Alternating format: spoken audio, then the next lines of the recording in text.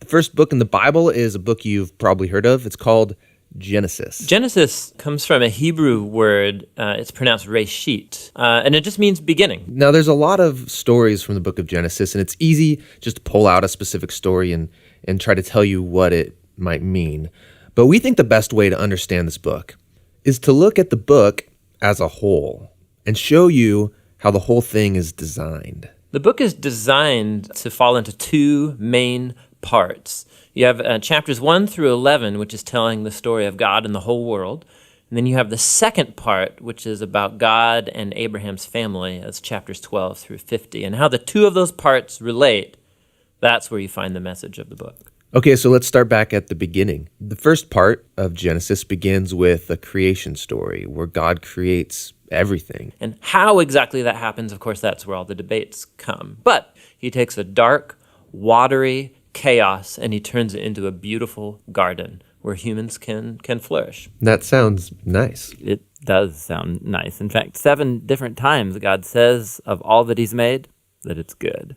And this is where we meet the first human characters in the Bible, Adam and Eve. They're both individual characters, but they're also representative. Adam is the Hebrew word for humanity, and Eve is the Hebrew word for life. And God creates them in his image. In other words, humanity reflects, or is meant to reflect, the creativity, the goodness, and character of the Creator out into the world that he's made. And they're supposed to reproduce and make cultures and neighborhoods and art and gardens and everything else. But he gives them a moral choice about how they're going to go about building this world. And this is what the tree of the knowledge of good and evil is all about. And he tells them, don't eat of the fruit of this tree or you will die.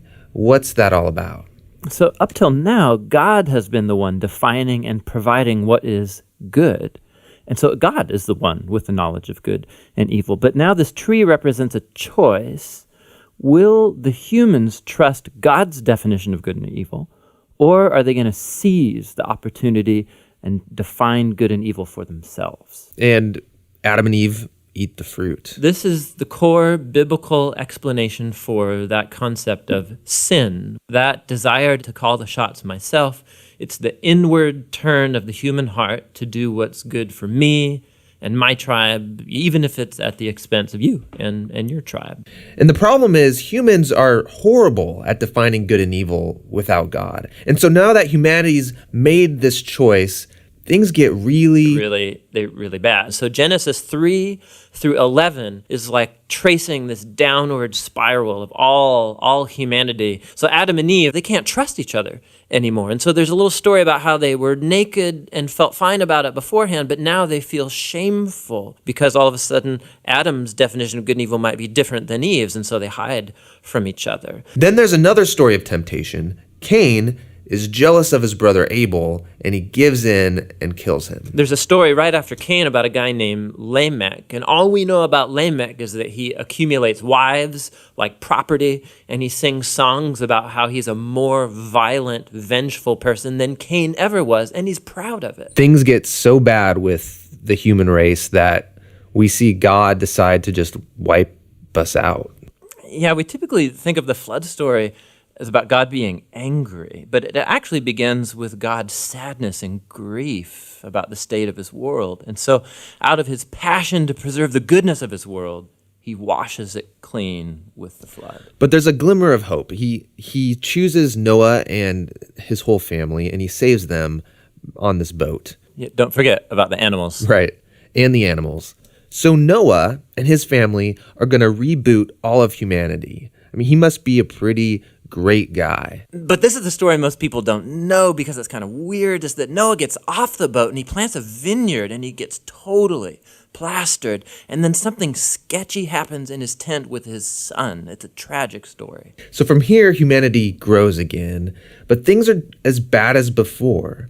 And the last story is the famous story of the Tower of Babel.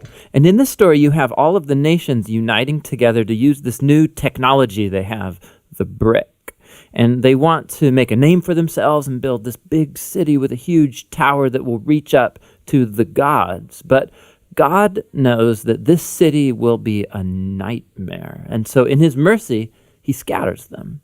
And all of these stories, they're underlining the same basic idea. When humans seize autonomy from God, when they define good and evil for themselves, it results in a world of tragedy and death. And this leaves you wondering, is there any hope for humanity? Yes, yeah, there is. It's the very next story that answers that question. It's the beginning of God's mission to rescue and restore his world. Hey there, this is Tim. And this is John. We believe the best way to understand the Bible is to get a grasp of its overall storyline. One thing to know about Tim is that he got his doctorate in Hebrew, Bible, and Jewish studies, and he can sing in Hebrew. We're a